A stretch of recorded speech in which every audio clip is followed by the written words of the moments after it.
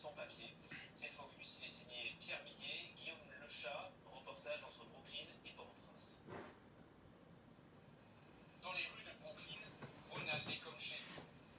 La cinquantaine passée, cet Haïtien de naissance est devenu New-Yorkais d'adoption.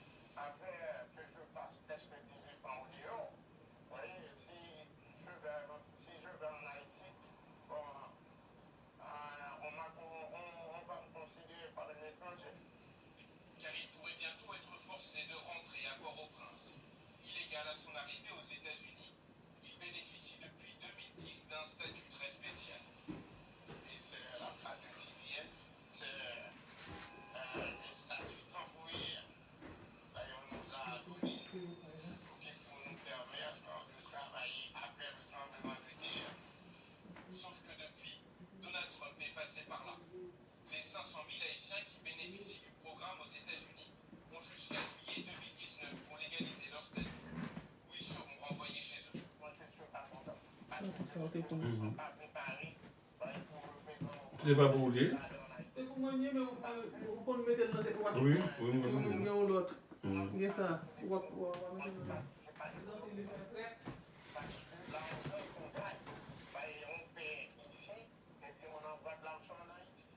Pour Ronald, c'est environ $300 par mois qui vont à sa famille.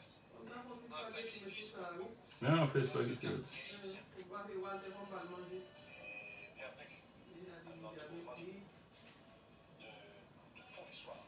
Une fois, c'est faite l'avocate de cette communauté, celle de Rico Dupuis, animateur de l'une des radios de la diaspora haïtienne en Amérique du Nord. Mais avant, on a fait un petit coup d'œil sur le dossier de TPS, parce que dans une certaine mesure, on était des coupables.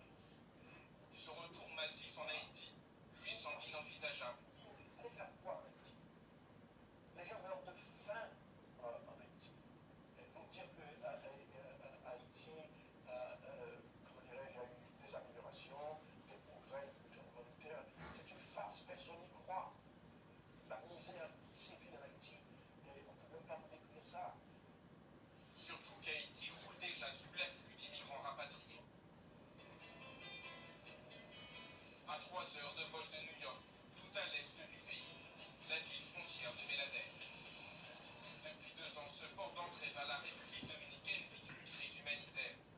Depuis que la police de Saint-Domingue chasse sans répit les Haïtiens sur son territoire et les expulse systématiquement, presque 41 000 rien qu'en 2017. Je m'appelle Simon Serron. Le Gard, groupe d'accueil des rapatriés et des réfugiés, est le premier contact de ces Haïtiens qui n'ont plus rien. 4, 5, 6, 7, 9, 10 personnes. Et il y en a beaucoup par jour qui viennent comme ça? Ah oui.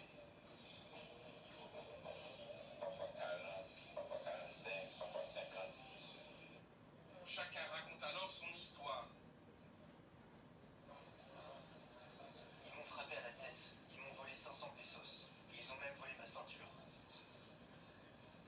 Face à la situation, le Gard est débordé et craint l'éventuelle arrivée de réfugiés supplémentaires en provenance des États-Unis.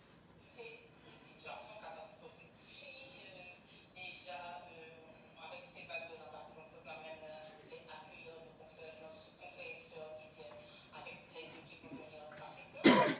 Parce que la réalité, c'est que les gens nous disent qu'ils ont laissé le pays parce qu'ils n'ont rien à trouver dans le travail. Donc, avec ces gens-là, qu'est-ce qu'on va faire?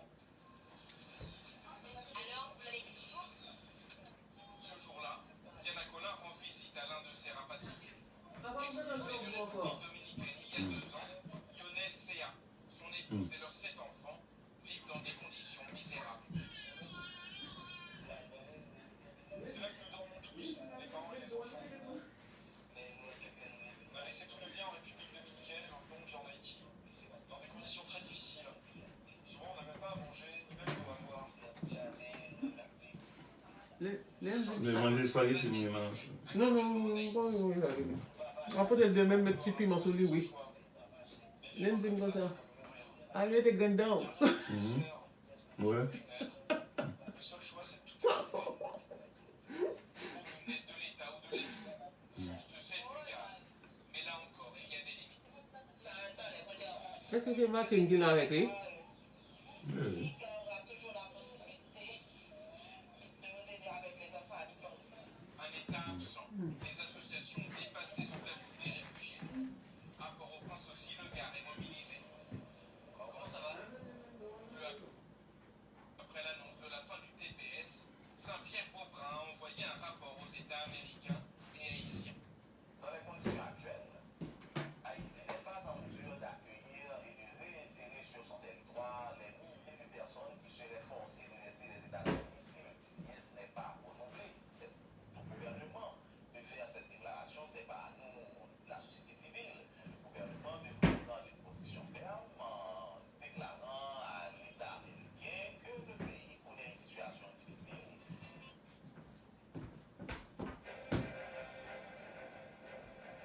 For the first time ever, former MasterChef Canada competitors return.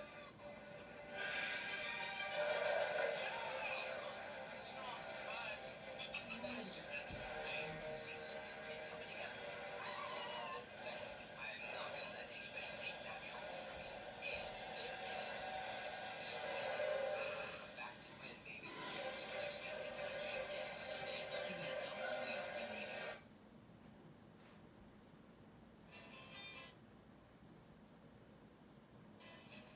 Contacté à plusieurs reprises, le gouvernement haïtien n'a pas souhaité répondre à nos questions. Officiellement, en tout cas, l'État encourage ses ressortissants à légaliser leur statut aux États-Unis avant juillet 2019 et la fin du TPS. Retour en plateau avec vous, Jacques Nézy. Bonjour, merci d'être avec nous. Vous êtes politologue à l'Université des Antilles, chercheur associé au laboratoire caribéen des sciences sociales. Et puis on vous retrouve aussi à la radio sur Fréquence Paris Pluriel, diffusée en Haïti. Revenons un peu en arrière. D'abord, pourquoi est-ce que Barack Obama avait octroyé ce fameux TPS, ce statut de protection pour les Haïtiens? Je crois que la première réponse n'est pas empathique. Il faut le rappeler, il s'agit de troubles militaires qui a causé 2010, hein? 2010 la disparition de 300 000 personnes. Donc le président Obama a manifesté sa solidarité envers Haïti en envoyant des troupes américaines qui avaient pour objectif de soigner la population, les victimes blessées, et en même temps de faciliter leur arrivée aux États-Unis dans certains hôpitaux qui ont pu traiter les cas graves, et par la suite ont apporté une aide qui hélas n'était pas structurée, on peut le dire, et c'est là la principale déception. Mais par ailleurs, le président Obama avait accordé donc la possibilité aux Haïtiens, parce que c'est un statut qui était étendu à d'autres ressortissants. Donc non seulement le TPS, mais il y avait la possibilité aussi pour la main-d'œuvre non formée d'accéder à certains emplois. Or, Donald Trump a supprimé cette même dispositif. Mais sur le TPS de Barack Obama, est-ce qu'il y avait une deadline pour ces Haïtiens? Est-ce qu'ils savaient qu'un jour Oui, ils auraient quitté le territoire? c'est ça. C'est un statut assez limité dans le temps, puisque c'est par décret présidentiel que ça a été envisagé. Mais il y avait un espoir, pensant que, bon, avec la situation d'Haïti dramatique, qu'il y aurait une bienveillance de la part des autorités américaines. D'ailleurs, bon, les Haïtiens, certains ont préféré voter Donald Trump, il faut le reconnaître. Là, ils sont déçus parce qu'ils pensaient que Donald Trump, lors de sa campagne aussi, a rencontré des Haïtiens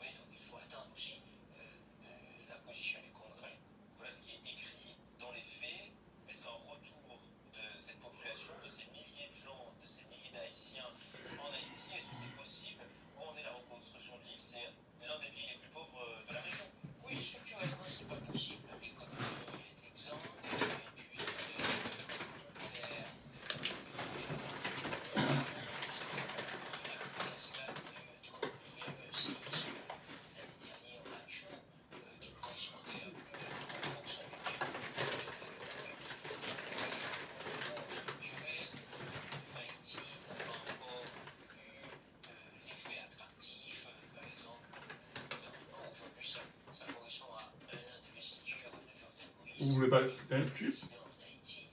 Vous voulez chip pas sucré? Pas sucré?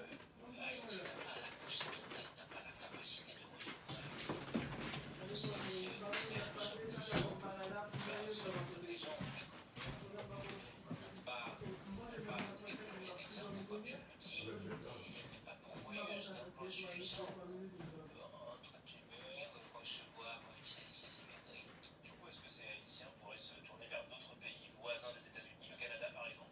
Ah oui, il y a déjà un mouvement massif de jeunes qui quittent Haïti et partent notamment vers le Chili. Rien qu'en 2017, ils sont 500 000 au Chili. Alors, il y en a qui partent aussi en Guyane française et qui demandent le statut de réfugié en Guyane française. Et ceux-là, ils étaient au Brésil, étant donné que la Guyane française il y a des frontières avec le Brésil, donc ils reviennent vers le Brésil. Et ces Haïtiens sont au moins 200 par jour à quitter Port-au-Prince à destination du Brésil, à destination du Chili notamment. Le Chili notamment, c'est la destination favorite. Alors il y en a aussi quand ils savaient qu'ils n'auraient pas le TPS aux États-Unis, et ils se sont vite dépêchés pour rentrer au Canada. Et au Canada, là encore, ils sont encore des milliers à attendre une réponse des autorités canadiennes. Il n'y a pas que les Haïtiens qui sont soumis au TPS, il y a aussi des Camerounais, des Soudanais, des Comoriens, des Salvadoriens qui sont menacés. Eux aussi sont menacés, mais comme Les patates qui sont plus sucrées. c'est des millions de Salvador Haïti,